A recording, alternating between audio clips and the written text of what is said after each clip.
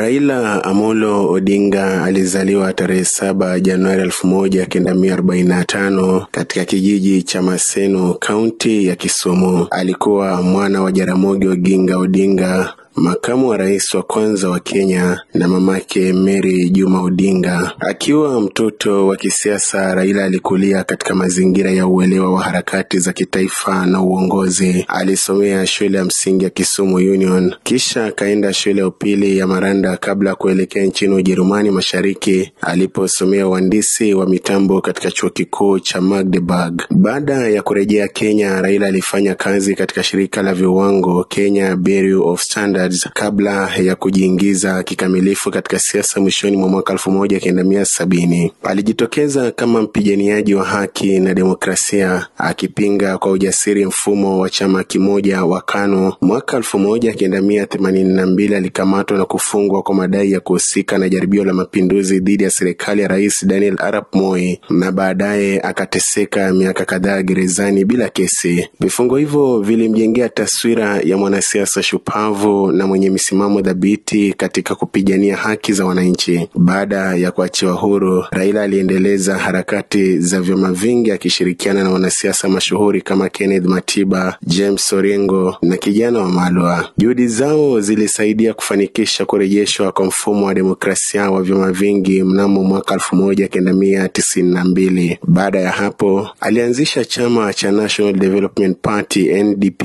ambacho kilijipatia umaarufu mkubwa kabla kuungana na KANU mwaka 2001. Muungano huo haukudumu na Raila alijiondoa akianzisha tena upinzani dhidi ya utawala wa KANU. Mwaka 2002 Raila aliongoza harakati za kuunganisha wapinzani chini ya muungano wa National Rainbow Coalition yani NARC, ambao ulimwezesha Mwai Kibaki kushinda urais. Hata hivyo, tofauti za kisera na za kiuongozi ziliibuka baadaye, zikamfanya Raila kuunda chama kipya cha Orange Democratic Movement, kwa sasa ODM, mwaka 2005. Baada ya kura ya maoni katiba iliyoishia kugawanya serikali, uchaguzi wa mwaka 2007 ulimweka Raila katikati ya historia ya kisiasa ya Kenya. Alidai ushindi dhidi ya Mwai Kibaki, lakini matokeo yalizua mgogoro mkubwa uliopelekea ghasia za kitaifa na vifo vya zaidi ya watu 1000. Baada ya upatanisho ulioongozwa na Kofi Annan, Raila aliteuliwa kwa waziri mkuu wa Kenya katika serikali ya mseto, nafasi aliyoshikilia kuanzia mwaka 2008 hadi mwaka 2013. Kipindi hicho kilikuwa na mafanikio kadhaa, yakiwemo uzinduzi wa katiba mpya mwaka 2010 iliyokuwa mojawapo ya ndoto zake kuu.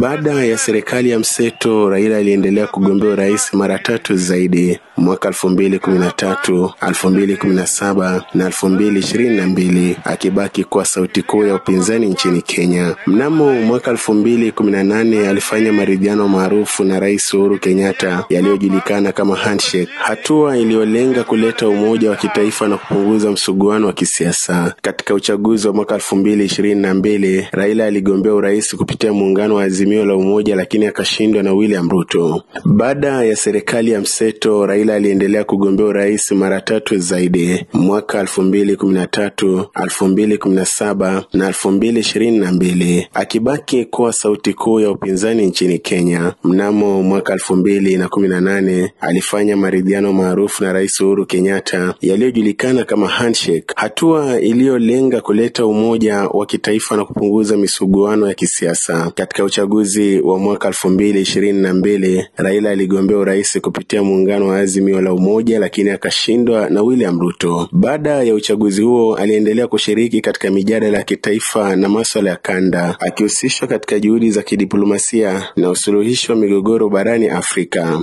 Mnamo tarehe 15 Oktoba 2025, Kenya imepokea taarifa za huzuni kubwa kwamba Raila Amolo Odinga amefariki dunia akiwa nchini India, ambako alikuwa akipata matibabu katika hospitali ya Devamanta mjini Koch. Ripoti kutoka kwa madaktari zilisema alifariki kutokana na mshtuko wa moyo uliotokea ghafla. Kutoka mitaani hadi majukwaa ya kisiasa, Wakenya watamkumbuka kama nguzo ya mageuzi, shujaa wa demokrasia na mpiganaji wa haki za binadamu. Raila Odinga ataendelea kukumbukwa kama kiongozi jasiri, mwenye maono ya kina na moyo wa kujitolea kwa taifa, alisimama imara katika mapigano ya kisiasa kwa zaidi ya nusu karne, akipigania Kenya yenye usawa, haki na utu. Urithi wake utabaki kwa taa ya matumaini kwa vizazi vijavyo, kielelezo cha udhubutu, uvumilivu na imani isiyotetereka kwa taifa la Kenya. Mimi ni Agadias Sikoha na hii ni Amaika Radio.